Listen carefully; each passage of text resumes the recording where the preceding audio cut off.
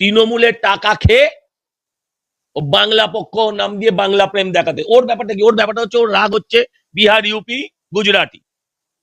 ওর south ইন্ডিয়ায় রাগ নেই, ওর তেঁতুলে কোনো আপত্তি নেই, কেরালের গরুর মাংসে ওর কোনো সমস্যা নেই। ওর সমস্যা শুধু গুজরাট, বিহার, উড়িষ্যা। গর্গ চট্টোপাধ্যায় অবশেষে অ্যারেস্ট হয়ে গেল। মানে গর্গ চট্টোপাধ্যায় যে বাংলা পক্ষ নামে একটি অর্গানাইজেশন চালাতো, যেখানে শুধুমাত্র বাঙালির জন্যই তার ভাবনা চিন্তা ছিল, বাঙালি পুত্রদের জন্মভিটেতে কাজ পেতে হবে, তাদেরকে যেন বাইরে যেতে না দেওয়া হয়, এই একটা কনসেপ্ট ছিল। এবং তার সাথে বলা হয়েছিল যে যারা ইউপি, বিহার, গুজরাট থেকে এসে এখানে ব্যবসা করছে তাদেরকে বাংলা বলতে হবে। এটাই ছিল মূল কনসেপ্ট বাংলা পক্ষ বা গর্গ চট্টোপাধ্যায়। এবং এটার উপর বেস করে তিনি বেশ সোশ্যাল মিডিয়াকে কাজে লাগিয়ে প্রচার শুরু করেছিল এবং বিভিন্ন জায়গায় তার সেল তৈরি করেছিল বা সংগঠন তৈরি করেছিল আঞ্চলিক ক্ষেত্রে, যেমন উত্তর চব্বিশ পরগনা, দক্ষিণ চব্বিশ পরগনা, জেলাভিত্তিক ছোটো ছোটো ব্লক ধরে ধরে তার কমিটি বা ইউনিট তৈরি করা হয়েছিল। কিন্তু হঠাৎ করেই দেখা গেল ভোটের আগে এই গর্গ চট্টোপাধ্যায় বলল যে ইভিএম মেশিনে কারচুপি করেছে ECI, election commission of India. এবং এটা নিয়ে রীতিমতো সোশ্যাল মিডিয়াতে এমন প্রচার করলো যে মানুষের মধ্যে একটা ভ্রান্ত ধারণা তৈরি করলো, উইদাউট এনি প্রুফ সেটা করলো। ভোট মিটে যাওয়ার পর ইলেকশন কমিশন কিন্তু কলকাতা উত্তর থানাতে, একটি নির্দিষ্ট থানায় একটা অভিযোগ দায়ের করে এবং তারপর ডিসি নর্থ সে রীতিমতো সাইবার সেল নিয়ে প্রপার ইনভেস্টিগেশন করার পর হঠাৎ করে জানা গেল যে 12ই মে দুপুরবেলায় গর্গ চট্টোপাধ্যায়কে অ্যারেস্ট করা হলো। সাথে 24 রাউন্ড গুলি পাওয়া গেছে বা কার্তুজ।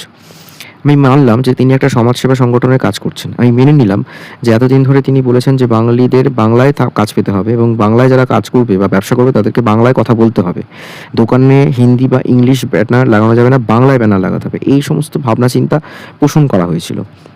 এবার তারপরেই দেখা গেল যে অ্যারেস্ট হওয়ার পর শরদুল ঘোষ থেকে আরম্ভ করে অনেকেই কিছু কথা বলেছে, তাদের কথাটাও কিন্তু যুক্তি আছে।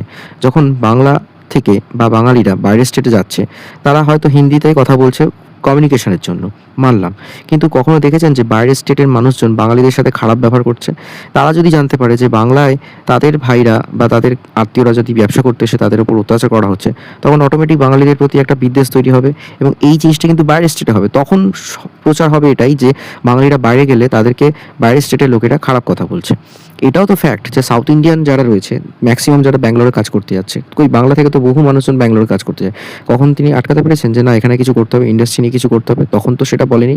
তখন তো তার মনে হয়নি যে বাঙালিরা কেন বেঙ্গালুরু বা হায়দ্রাবাদ এই সমস্ত স্টেটে সিটিতে গিয়ে কাজ করছে, তখন তার কিছু বক্তব্য হয়নি। সাউথ ইন্ডিয়ানদের নিয়ে তার কোনো বক্তব্য নেই। সাউথ ইন্ডিয়ান ডিশ তো অনেকেই পছন্দ করে, আমাদের এখানেও অনেক সাউথ ইন্ডিয়ান রেস্টুরেন্ট রয়েছে, সেখানে কি বলেছেন যে বাঙালিদের কেবলমাত্র বাংলা খাবারই খেতে হবে, বাঙালিদের অন্য কোনো স্টেটের খাওয়া পছন্দ নয়? যেহেতু তিনি সবসময় বাংলাকে এগিয়ে নিয়ে যেতে চেয়েছেন, তো আমার মনে হয় এই ব্যাপারগুলো নিয়ে একটু ভাবনা উচিত ছিল। মোদ্দা কথা হলো যে এখন খাঁচাবন্দি হয়ে গেছে গর্গ